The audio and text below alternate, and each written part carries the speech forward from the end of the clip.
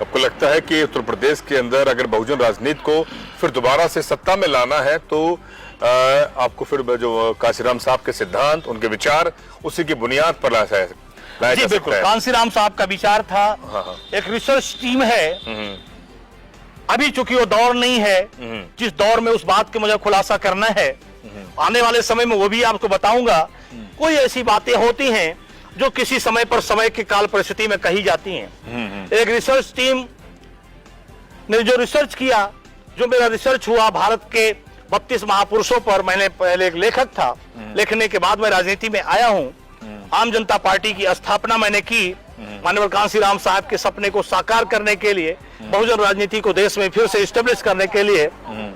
मेरी रिसर्च में बात आई कि एक जमाने में चौधरी चरण सिंह साहब ने एक संगठन बनाया था, उसका नाम असगर था।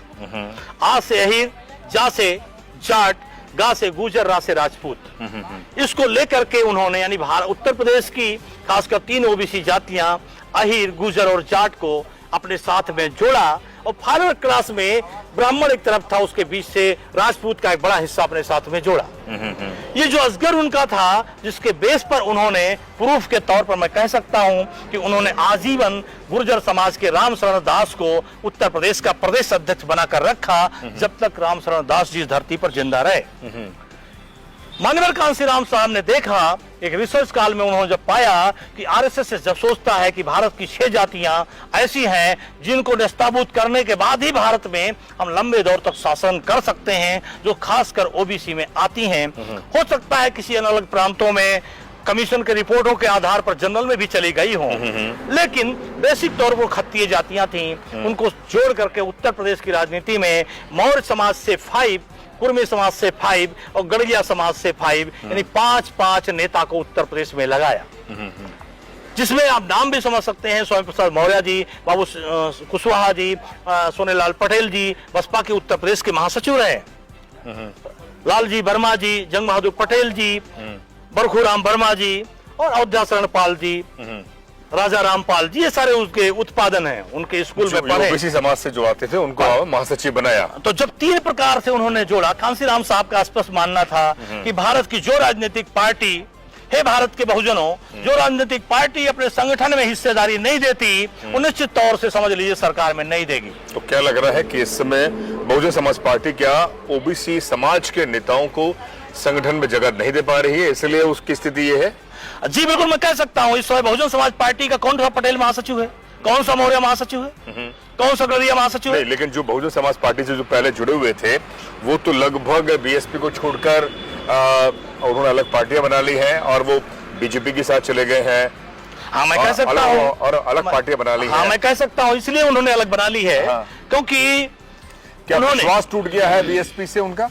नहीं, उन्होंने खुद माननीय कांशीराम साहब का रास्ता चेंज कर दिया है। अच्छा। माननीय कांशीराम साहब कहते थे, उत्तर प्रदेश की बहुत बड़ी घटना है, जब बहन जी के लिए उत्तर प्रदेश के एक डॉक्टर मसूद साहब थे, उन्होंने टिप्पणी किया, उत्तर प्रदेश के शिक्षा मंत्री होते थे, तो उन्होंने कहा एक मुसलमान को मैं शिक्षा मंत्री से हटा रहा हूं, तो साकिर अली जो देवरिया से विधायक थे उनको ही शिक्षा मंत्री बनाया। अच्छा। तो अगर कोई धोखा दे दिया है बहन जी को, तो उसी समाज से दूसरा बैठा सकती है। तो कैसे कोई व्यक्ति कुछ नहीं होता, पार्टी की विचारधारा होती है, जो उसमें आता है। क्यों नहीं हो पा रही बीएसपी की अगर बात करें तो बहन जी ने जो जिस सिद्धांत को लेकर माननीय कांशीराम साहब के सिद्धांत था, जिसमें आपने कहा ओबीसी, एससी, अल्पसंख्यक, ये जो गठजोड़ था 85% का, उसको क्या बहन जी सही समझ नहीं पा रही है या कोई और एक प्रेशर है जैसे कि सिर्फ और सिर्फ उनको सेफ जोन की राजनीति करने तक सीमित रख दिया है? देखिए, माननीय साहब कांशीराम साहब कभी भी सेफ जोन की राजनीति नहीं किए थे। वो कहते थे जिस प्रकार गांधी 1885 में कांग्रेस बनी, लेकिन गांधी तमाम आंदोलनों में फेल रहे।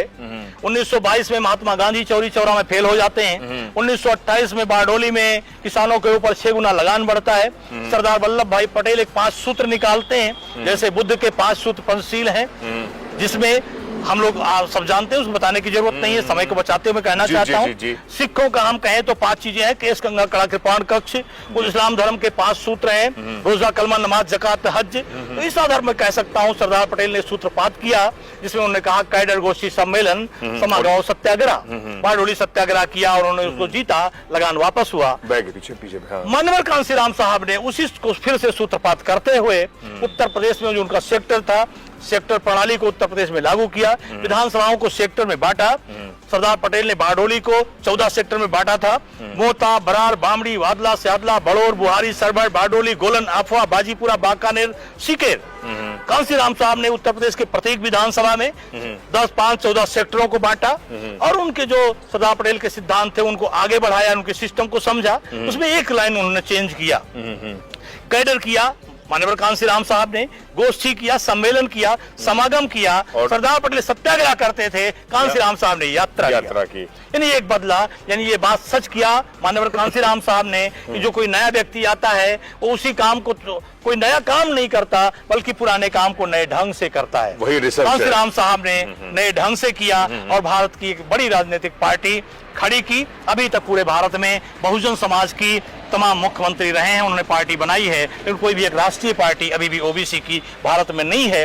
अगर सच कहा जाए तो पूरे भारत में आज भी बहुजन समाज पार्टी ही एक राष्ट्रीय पार्टी है, जिसको कांसीराम साहब ने बनाया। जी।